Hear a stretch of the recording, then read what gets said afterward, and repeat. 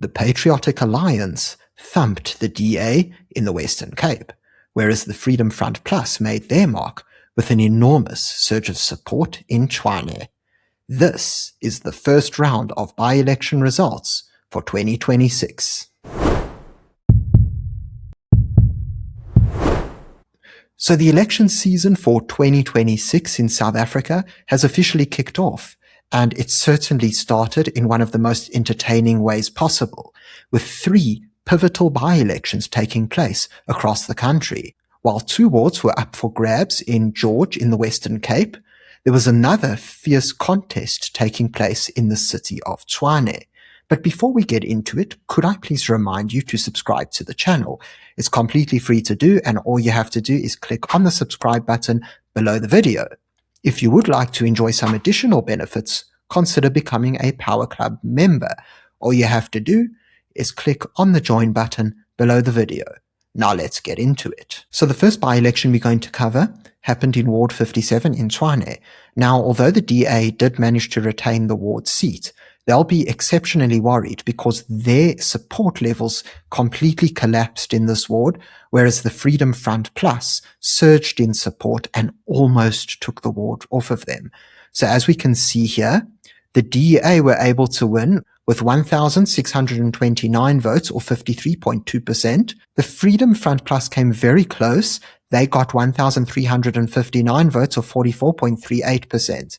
Another party called Truth, which recently got started, only got 7 votes, so they're pretty insignificant. And then the ANC really collapsed here as well. They only got 67 votes, or 2.19%. And if we take a look at the voting districts, we see how the Freedom Front Plus did very well in Littleton Primary School, where they got 54%, and Large School Louis Lippold, where they got 49.49%. It was only in the Municipal Banquet Hall voting district where the DA were able to pull off a win, and it was quite a significant win at that. So that really seems to be where their victory came from. But if we actually break down the data and where the voting trends are headed, we see just why the Freedom Front Plus has so much to celebrate, whereas the DA must be in an all-out panic. So here we have the historical election results in Ward 57, along with a graph so that we can see the data visually. Now, this ward has been a DA stronghold for the longest time. If we look at the 2016 results in the graph on the right, we see how the DA ran away with the election with 7,247 votes, or 79% of the ward. The ANC were actually the party in second place at this time with 926 votes, or 10%, and then the EFF surprisingly came up third with 514 votes, or 5.6%. Notice how the Freedom Front Plus were fourth in the ward. They only got 343 votes, or 3.7% in 2016. By 2019, we saw how the DA's collapse had already begun. They only managed to get 5,825 votes, or 55% of the ward. We then saw how the Freedom Front Plus managed a spike in support up to 1,257 votes, or 11.9%, bearing in mind that this was the election where the Freedom Front Plus did very well nationally, and the DA saw quite a drop in support. It was around the Schweizer Reyneke incident, and of course Musi Maimane was the head of the DA, and so it was a time where the DA were really struggling. The ANC saw a massive rise in support, surprisingly, up to 1,933 votes, or 18.3%. This is understandable because national elections and provincial elections generally have much higher turnouts than local elections. The EFF had 1,068 votes, or 10%, and so they slipped into fourth place, whereas the Freedom Front Plus managed to rise to third place. Going into 2021, we saw how the DA's support fell yet again to 3,892, but their actual percentage rose to 59% due to such a low voter turnout. The Freedom Front Plus also slipped in voter turnout, but we saw how their percentage also rose. So they had 1,047 votes, or 15.9%. And so they were actually in second place in this election, as we can see on the graph. The ANC fell to 532 votes, so quite a drastic drop to 8.1%, whereas the EFF also fell significantly to 319 votes or 4.8%, making them fourth yet again. In 2024, we saw a switch back to the DA and the Freedom Front decline yet again. And in this election, they slipped back into fourth place. We saw the DA get 5,896 votes or 57%, and the Freedom Front Plus only getting 806 votes or 7.8%.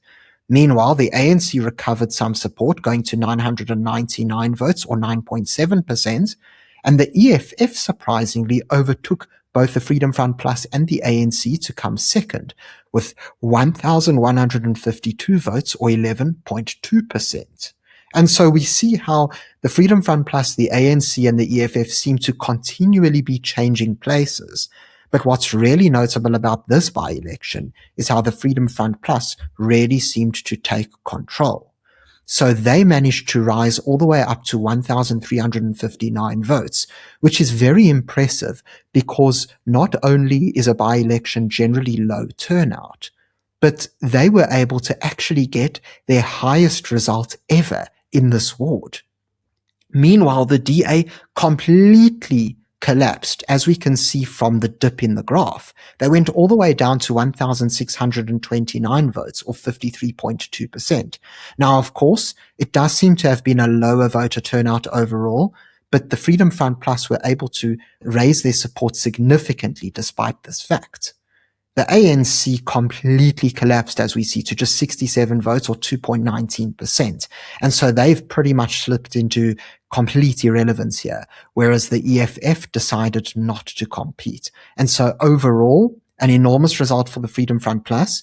We know that there has been a shift on social media and other places towards parties like the Freedom Front Plus, specifically as more conservative DA supporters, or should we call them former voters of the DA, have expressed their frustration with the party. And so what we could be seeing here is a shift to a more conservative option based on ideology.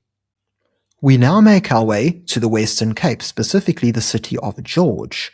Now, this city actually had 2 wards up for grabs in this round of by-elections, starting with Ward 17. So as we can see here, the PA were able to win this ward with 1,343 votes, or 59.98% of the vote. So a very convincing win for them. The DA trailed with 848 votes, or 37.87%, followed by the ANC with just 42 votes, or 1.88%, and then the Truth Party with a mere 6 votes, or 0.27%.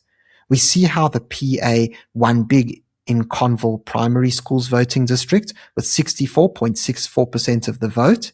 And it was actually the DA who managed to win Rosa Moore Centre's voting district, but only by a small amount. They got 49.05% compared to the PA's 48.1%. Looking at past voting patterns, we can already see from the graph on the right how the PA has really surged in this ward. So back in 2016, the DA were really in control with 62.9% or 1,426 votes.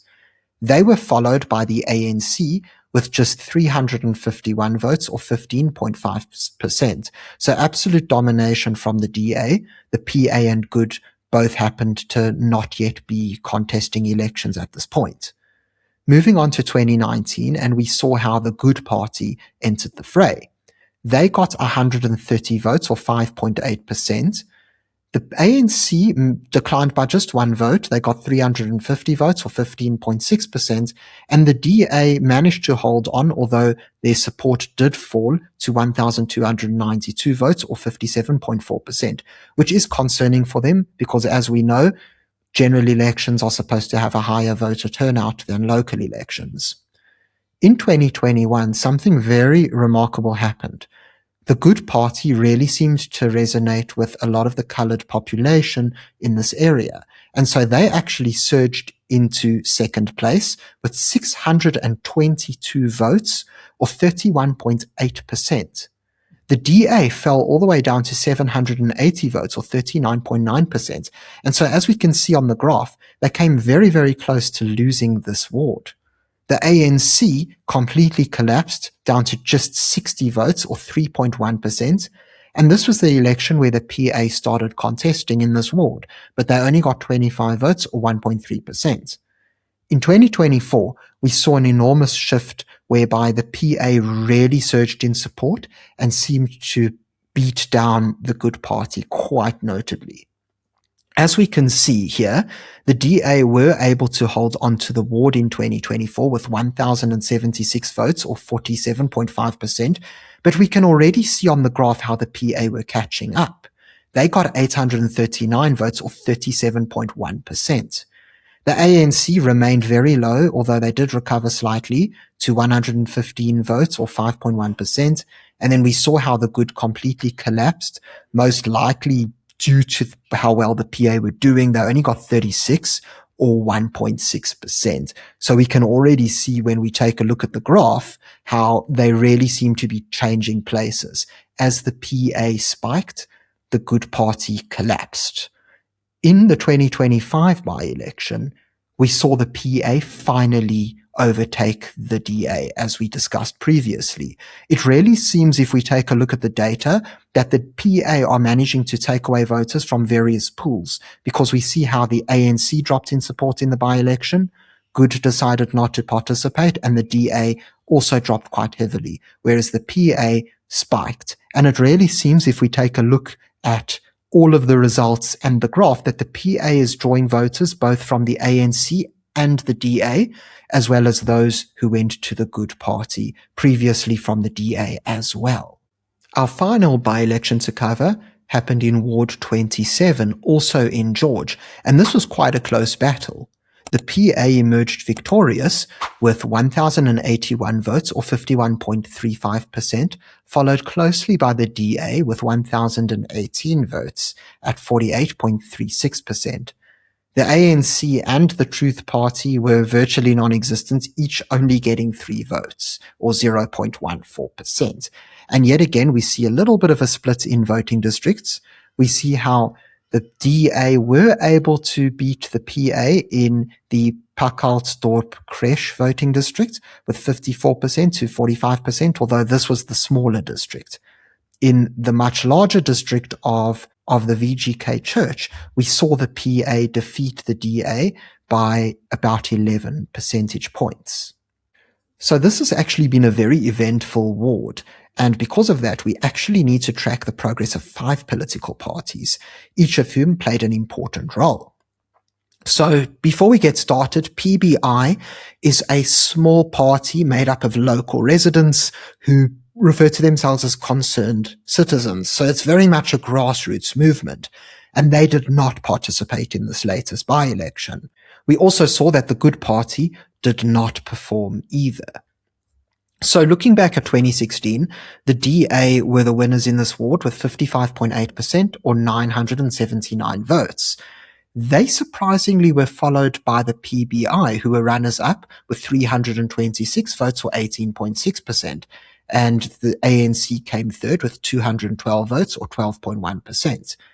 If we look at 2019, the PBI actually managed to retain second place with 496 votes, actually growing to 27.4%. The DA actually improved a little bit to 1,001 votes, or 55.2%, whereas the ANC started their decline to 107 votes, or 5.9%. This is the time when the Good Party entered the fray. As we can see, they got 52 votes, or 2.9%. But then in 2021, we saw the Good Party find their groove. They actually became the biggest party in this ward, winning with 725 votes, or 36.2%. Meanwhile, the DA slipped into second place with 600 votes, or 30%, and PBI continued to grow to 507 votes, but because there was such an enormous voter turnout, their percentage actually dropped to 25.3%. At this point, we saw the PA enter the fray. They got a respectable 112 votes, or 5.6%, whereas the ANC only got 20 votes, which is 1%. By 2024, we can already see how the PA are starting to gain momentum. And if we look at the graph, we can actually see the exact point where the PA overtake the Good Party. So the PA got 749 votes, or 33.6%. It still put them behind the DA at 1,154 votes, or 51.8%, but already the DA must have had their warning signs out. The Good Party completely fell to just 60 votes, or 2.7%, losing to even the ANC, who had 67 votes, or 3%, and then the PBI decided not to contest. In the 2026 by-election, as we see, the Good Party decided not to compete, and neither did PBI. The ANC only got 3 votes here, which was 0.14%, and so they've become completely irrelevant, whereas the DEA has actually lost to the PA in this ward for the very first time, and so they will be very concerned. And so, in summary, it was a very worrying set of results for the DA. They lost a lot of ground in Tshwane, completely collapsing in support while just holding on to the seat, whereas the Freedom Front Plus really surged and made their mark. Meanwhile, the Patriotic Alliance were able to take 2 seats off of them in George, and in actual fact, this has completely changed the way that the council seems to be composed. You see, elections analyst Wayne Sussman explained how the new council composition in George has the DA at 25 seats, down from 27, whereas the PA is now at 5 seats, up from 3. And it explains here that there's a total of 55 seats in this council, and that the DA and Freedom Front Plus and ACDP coalition has fallen from 32 seats to 30 out of 55. And so it's important for us to bear in mind that we've seen this trend of the PA growing pretty much everywhere in the Western Cape, specifically on the periphery, and they don't seem to be stopping now. And it's also important to note that only certain areas have had by-elections, and a lot of these results are still from the 2021 election itself, if no by-election has taken place. And so we could very well see a situation where the DA's coalition loses its majority, and perhaps the DA will be forced to work with parties like the PA in the future in order to keep governing in George. Overall, it's been a very exciting set of results, and certainly sets the stage for an entertaining run-up to the local elections later this year. Thank you very much for joining me for this video. If you enjoyed it, please remember to subscribe to the channel if you haven't already, and consider becoming a Power Club member by clicking the join button below. Until next time, I'm Matthew Cohen, and this is the Power Pod.